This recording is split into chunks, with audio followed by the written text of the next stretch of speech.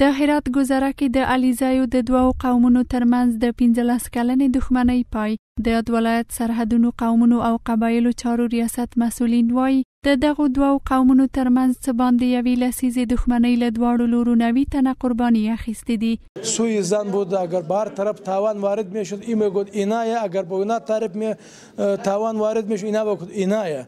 15 سال طول کشید که اینا اقربای نزدیک هم بوده، با هم 15 سال سلام علیک با هم نکرده، از هم دور بوده، با هم مخالفت داشت.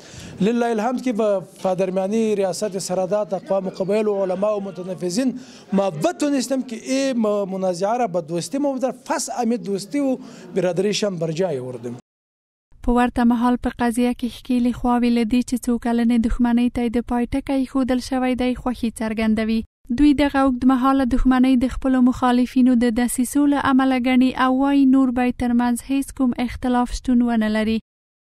با توسط رئیس اقوام قبایل، رئیس شیخ صاحب مولوی امین الله و مولوی صاحب اعتمادی، معاون جرگاه و مشورتی رئیس اقوام قبایل، امروز نقطه پایان به او گذاشتیم و برادر ما غلام سخی برادر دینی ما بود و شکر و لله الحمد که تا امروز دیگه هیچ مشکلی نبوده و نیه گذشتار سلوات. انشالله ضلع ندیدیم، ما هیچ ضلع ندیدیم، ما به جهاد بالا شدیم، جهاد ضلع نداره.